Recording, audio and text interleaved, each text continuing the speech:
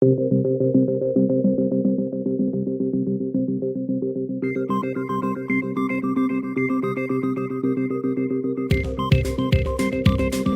no ar o consultório eleitoral do Dr. Campanha, o podcast que explica o marketing político, ajuda você a vencer eleições e fazer bons mandatos.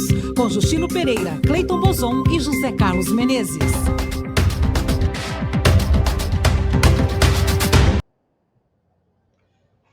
Bom dia, amigas e amigos da Rádio Brasil Atual. Bom dia, Cleiton Bozon. Bom dia, Justino. Bom dia, ouvintes da Rádio Brasil Atual. No nosso 70º programa, Justino. Acabei de conferir aqui. 70º programa. Número 70. Isso é muito bom, hein, Cleiton? Quem diria que a gente iria tão longe? E aí, quem quiser saber como a coisa começou, como a coisa evoluiu, vai lá no nosso canal do Spotify. É só digitar Doutor Campanha. Tem lá desde o primeiro programa. Quem quiser ver as nossas carinhas, vai no YouTube.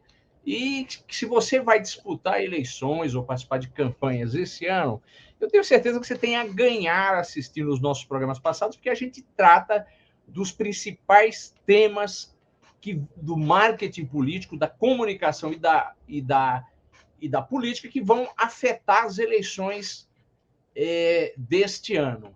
E, para começar, Cleiton Bozon, o que vai ter agora? Preste atenção.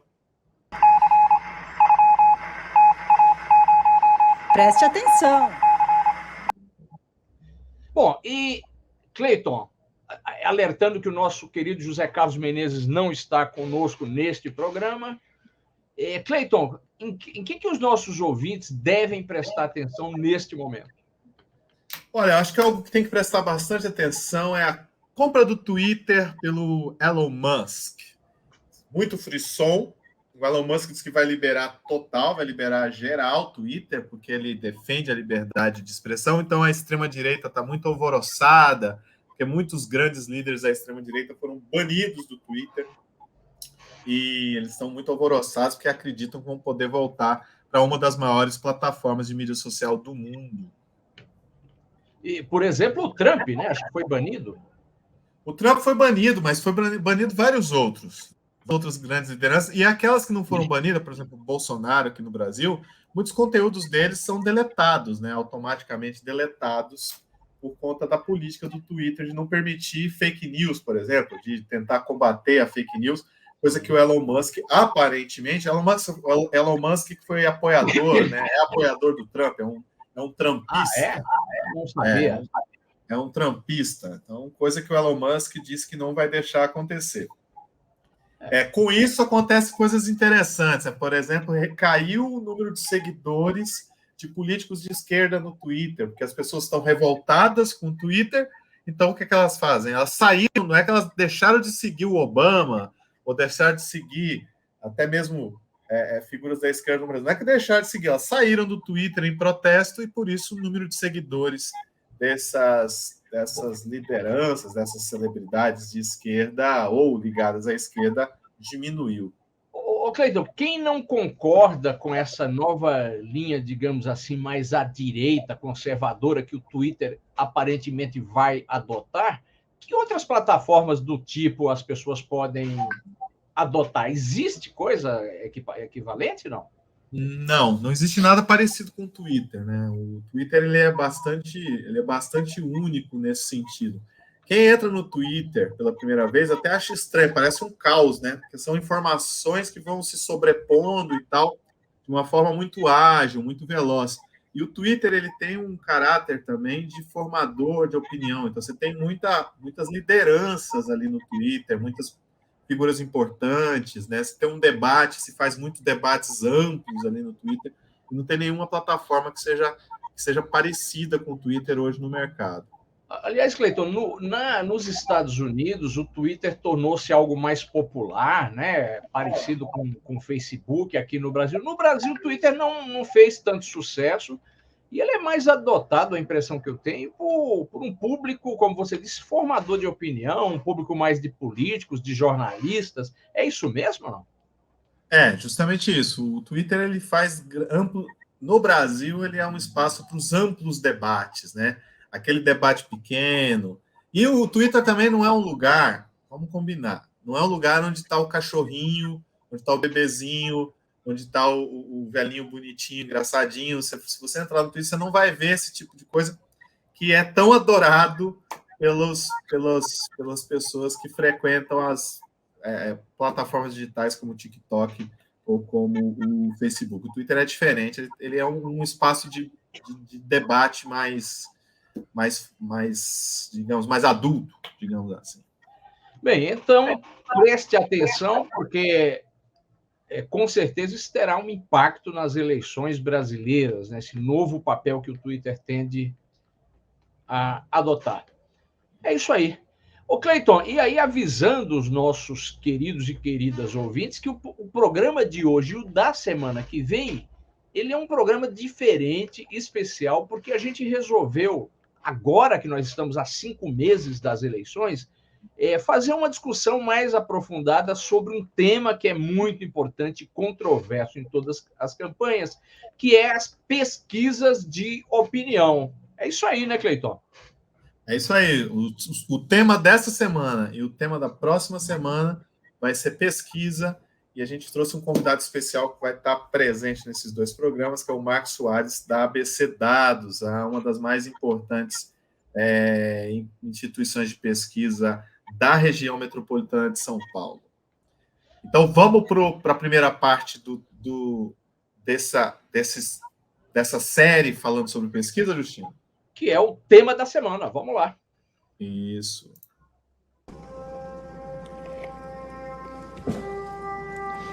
O tema da semana.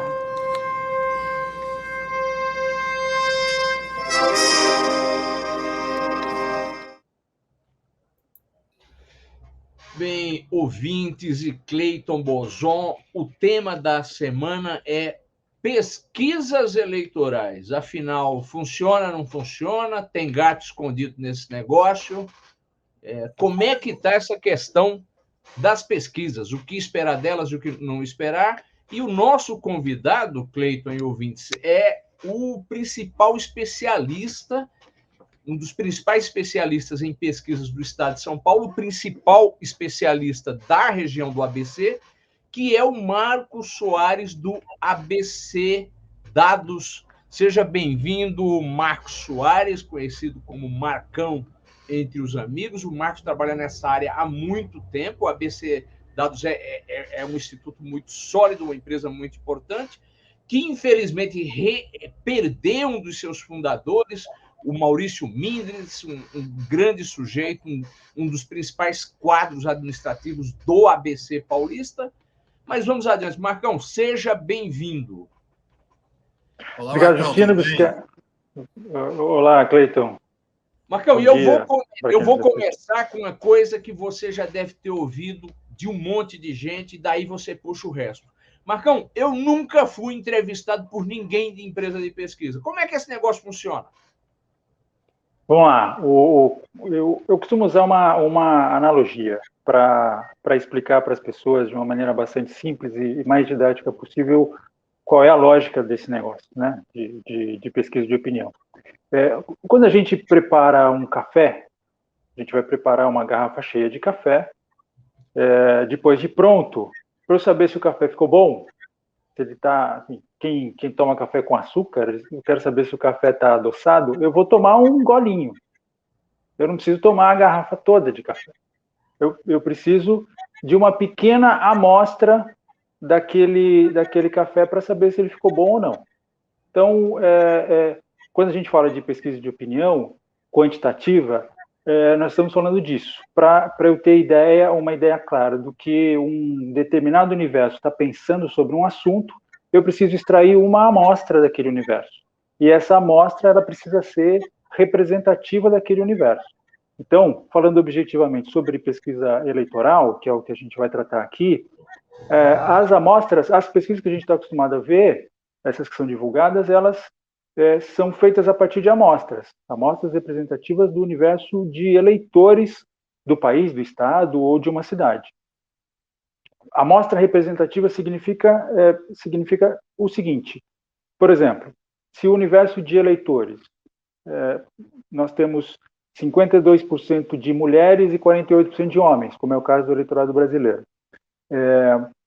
A minha amostra precisa corresponder na mesma proporção de homens e de mulheres. A mesma coisa para faixas etárias, para faixa de escolaridade, para distribuição geográfica e quantas mais variáveis forem necessárias. Então, a grosso modo, de uma maneira mais simples e didática, é isso. São amostras representativas do universo. E por que tanta gente tem essa impressão? Porque essa amostra ela não precisa ser tão... o tamanho, por mais difícil que seja para compreender isso, o tamanho é menos importante do que essa representatividade. Então, nós temos um universo de mais de 100 milhões de eleitores. E as pesquisas nacionais que são feitas e que são divulgadas e que, via de regra, costumam se aproximar muito do resultado da eleição, são amostras com alguns milhares de eleitores. Não são nem milhões. Então, daí a gente tem clareza de que essa representatividade ela é mais importante para a qualidade da amostra do que o tamanho dela. Por isso, tão pouca gente foi entrevistada. Você está falando da amostra, eu queria falar um pouco do método. A gente tem acompanhado que tem um número imenso de métodos de pesquisa. A gente sabe que tem a pesquisa em que a pessoa bate na porta da casa, e aí entrevista na porta da casa, tem aquelas pesquisas que você pega ali num fluxo de pessoas, então tem um monte de gente em frente ao supermercado, o pesquisador chega ali, conversa com as pessoas em frente ao supermercado ou coisa assim. Tem as ligações por telefone, uma pessoa liga, e tem a ligação que é feita por máquina, né? Que o pessoal chama de URA. Tem diferença, né? Você fala que a pesquisa tem um bule de café e você pega uma amostra do café, mas o tipo de colher que você usa para pegar o café muda a sua percepção de se o café está doce ou se não está doce? Tem mais uma aí nessa lista para vocês incluírem, que é um método que é recente, mas tende a se tornar cada vez mais usual, que é o método online. Mas isso a gente pode falar num outro momento.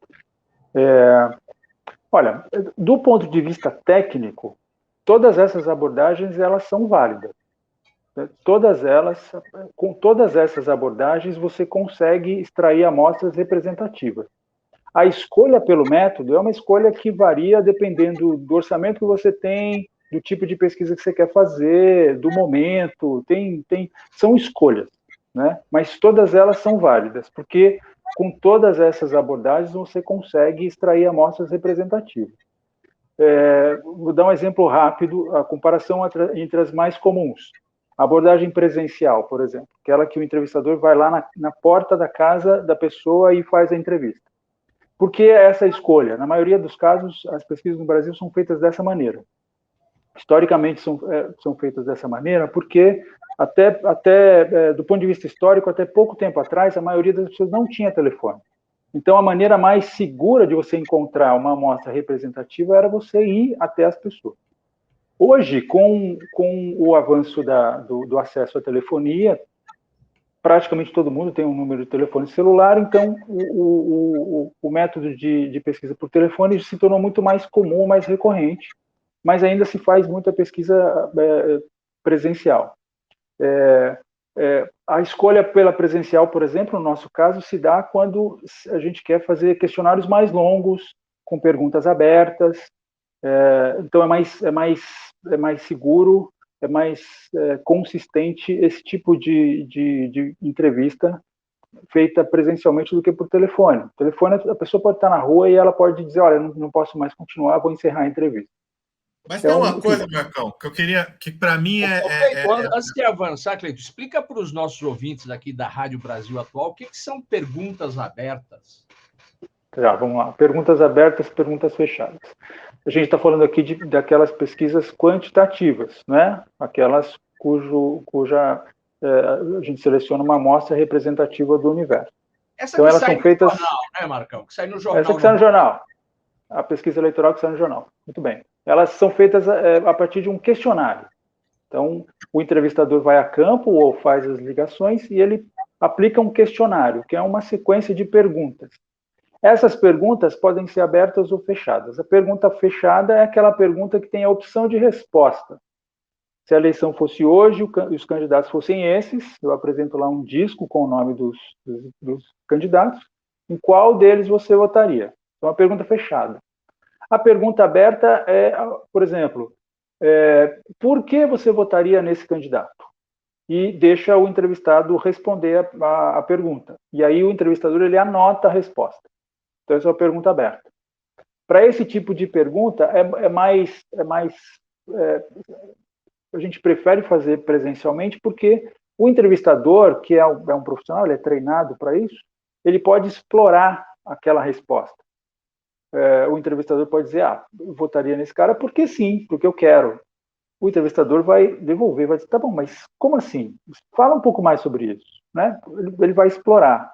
Isso, numa entrevista face a face, é mais fácil de ser feita. Bem, então é isso. Essa foi a primeira parte da nossa conversa com Marcos Soares, do ABC Dados, uma das empresas de pesquisa mais importantes do estado de São Paulo. Se você perdeu parte desse programa, ouça o resto ou ouça novamente no Spotify. E semana que vem, a segunda parte da entrevista, onde o Marcos vai fazer comentário, vai tratar da metodologia de pesquisa, mas vai trabalhar bastante a questão da corrida presidencial. É isso aí, um abraço e até semana que vem. Tchau, gente. Este foi o consultório eleitoral do Doutor Campanha, o podcast que explica o marketing político, ajuda você a vencer eleições e fazer bons mandatos. Com Justino Pereira, Cleiton Bozon e José Carlos Menezes. Para ouvir de novo, vá ao Spotify e digite Doutor